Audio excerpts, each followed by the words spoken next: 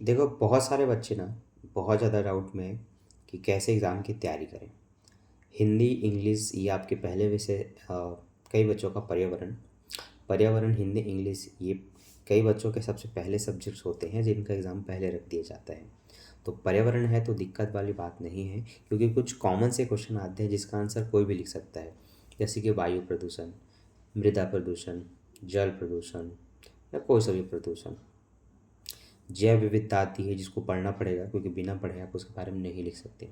जैव विविधता मतलब जीवों की विविधता, कितने प्रकार के जीव भारत में नहीं पूरे विश्व में पाए जाते हैं, कैसे एक जीव दूसरे जीव से भिन्न है, किस कारण से भिन्न होते हैं, ये प्रजाति कहाँ कहाँ पाई जाती है, कितनी प्रजाति विलुप्त हो गई है, तो कौन से विलुप्त के कगार पर प्रजाति है, अब कौन से जानवर विलुप्त हो चुके हैं, इनके क्वेश्चन आते हैं जैव विविधता से।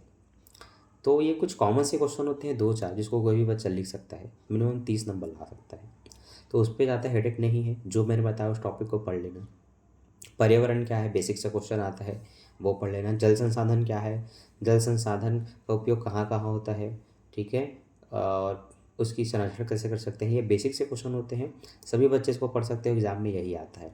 फिर आप चाहे फर्स्ट ईयर में हो, सेकेंड ईयर में हो, समझ गए। हिंदी की बात करते हैं। देखो, हिंदी में ना पल्लवन एक सिंपल सा और बेसिक सा क्वेश्चन होता है, और मेरे हिसाब से आप सभी को वो पढ़ना चाहिए, क्योंकि वो पहला चैप्टर है।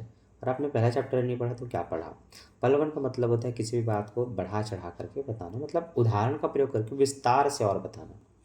जैसे मैं आपको समझा सकता हूँ कि दशानन, दशानन का मतलब है जिसके 10 सिरों वाला, जो कि रावण था, जिसके 10 सिर थे। अब एक ही बात जो मैं दशानन बोल ख़त्म कर सकता हूँ, उसको मैंने थोड़ा थोड़ा कर करके बताया। तो किसी भी बात को समझाने के लिए हम बहुत सारे उदाहरणों का प्रयोग करते हैं और विस्तार से उस बात को समझाते हैं। ये पल्लवन होता है। तो पल्लवन किन किन चीज़ों का होता है, छोटे छोटे वाक्यों का, जैसे कि अमर, जो कभी ना मरे उसे अमर कहते हैं। जिस तरह से रावण ने एक अमर की संजीवनी बूटी खा ली थी, भगवान से आशीर्वाद मांग लिया था कि मैं अमर हो जाऊं। इसी तरह से बहुत सारे राक्षसों ने मांगा था कि मैं अमर हो जाऊं, लेकिन एक छोटी सी गलती जो उनको नहीं करनी होती वो लोग कर बैठते हैं, जिसके कारण उनकी मृत्यु हो जाती है। ठीक है। जैसे कि कई राक्षस हुए जिन्होंने बोला ना मुझे कोई अस्त्र से मार सके, शस्त्र से मार सके, ना कोई दिन में मार सके, ना कोई रात में मार सके, ना कोई पानी में मार सके, ना कोई वायु में मार सके। तो भगवान विष्णु ने उसको शाम के वक्त किसी भी ऐसे शस्त्र ने अपने नाखूनों से चीर के मारा था। आपको पता चल गया होगा वो कौन है, किसकी बात है। इसको और एक्सप्लेन कर सकता हूँ समझाने के लिए। तो ऐसी कोई सी भी छोटी सी बात को समझाने के लिए आप विभिन्न उदाहरणों का प्रयोग करते हैं। इस तरह से किसी एक कोटेशन को दिया जाएगा आपको उस क्वेश्चन में कि इसका पल्लवन कीजिए। जैसे लालच बुरी बला है, इसका पल्लवन कीजिए। तो कोई भी कहानी बताइए ना उसमें कि एक व्यक्ति के पास अचानक पता चलता है कि एक ऐसी मुर्गी जो सोने का अंडा देती है। फिर वो उसकी जांच पड़ताल करता है कि सच में सोने का है कि क्या है। सोनार के पास लेके जाता है, सोनार बोलता है हाँ ये तो सोने का है। फिर उसको अच्छी का रकम मिल जाती है। इसी तरह से रोज़ उसको ऐसे मिलता था, वो धीरे धीरे अपनी स्थिति सुधारते गया। बहुत गरीब था, स्थिति सुधारते गया, थोड़ा थोड़ा अब अच्छे लेवल पे आया। एक दिन उसके मन में लालच आई कि ये रोज़ एक अंडा देती है, ये शायद साप्ताहिक एक अंडा देती है, क्यों ना मैं इसको पेट के फाड़ डालूँ। पेट को फाड़ूंगा तो पूरे अंडे मिल जाएंगे। इस लालच में उसने मुर्गी को मार दिया, फिर एक भी अंडा नहीं मिला। अब बाद में रोता रहा। तो ये आप बता सकते हैं ना कि ये लालच बुरी भला के उदाहरण है। ये होता है पल्लवन। पल्लवन के बाद अगला टॉपिक क्या है सर, तो पल्लवन के बाद अगला टॉपिक है अनुवाद या संक्षेपण। दोनों पढ़ सकते हैं, अनुवाद भी संक्षेपण भी। तीसरे टॉपिक में आपका पूरा व्याकरण शुरू हो जाता है, इसमें आपको विलोम शब्द, पर्यायवाची शब्द, शनार्थी शब्द, अशुद्ध, मुहावरे, शुद्धि अशुद्धि, ये सब चीज़ पढ़ना होता है। हिंदी का इंग्लिश नाम, इंग्लिश का हिंदी पद नाम, ये पूरे टॉपिक्स हैं जो लगभग आपको पूरे पास कर देंगे। 30 नंबर इसी में आ सकता है। हिंदी इंग्लिश 5 नंबर का, 5 × 5 = 10 हुआ। पर्यायवाची, विलोम शब्द, समानार्थी शब्द, मुहावरे, 30 नंबर तो ऐसे ही ला सकते हो। तो फिर किस बात का डर है, जो बताएं उसको पढ़ो ना। इंग्लिश की तैयारी करना है तो पूरा ग्रामर पढ़ो। टेंस, पेंस, do was, direct, if, unless, so that. Grammar में वर्ब का प्रयोग, इज, एम, आर का प्रयोग, इत्यादि सारे टॉपिक, वॉइस वगैरह, मॉडल सबको पढ़ो। इसे पूरा 20 नंबर का क्वेश्चन आता है जो आपसे बन जाएगा।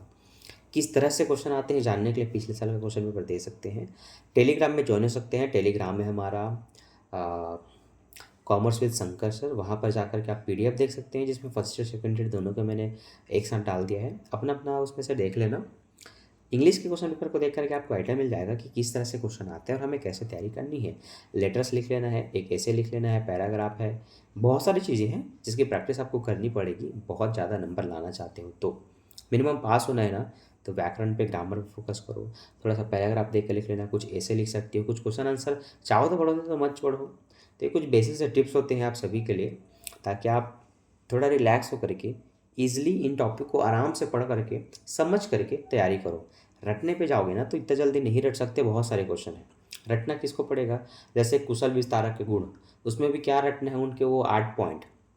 गहन अध्ययनशीलता, अब अगर किसी को पल्लवन करना है तो किसी विषय को अच्छे से पढ़ना तो पड़ेगा ताकि उसके बारे में वो बता सके। तो गहन अध्ययनशीलता, ठीक है। तीक्ष्ण बुद्धि, एकाग्रता, तटस्थता, बहुत से पॉइंट है। इसको रटना है और लाइन से 8 लिखना है। अब एक एक का पॉइंट फिर से लिख करके उनका एक्सप्लेन करना है, ये होता है, ठीक है। तो ये टिप्स कैसे लगी बताइए, वीडियो को लाइक कीजिए और कमेंट करके बताइए कि और इस तरह से किस विषय पर वीडियो चाहते हैं। इन पर मैंने ऑडियो लेक्चर बना दिया है जिसमें मैं खुद एक्सप्लेन करता हूँ कि क्या है पल्लवन अनुवाद, ये उसको आप सुन सकते हो और याद कर सकते हैं। इसके लिए वीडियो सेक्शन में जाओ, मेरे चैनल के अंदर वीडियो सेक्शन में जाओ, ढूंढो कि सर ने ऑडियो लेक्चर किस किस वीडियो पे बनाया है, ठीक है। तो मिलता हूँ नेक्स्ट वीडियो में, के लिए bye, thanks for watching, bye bye.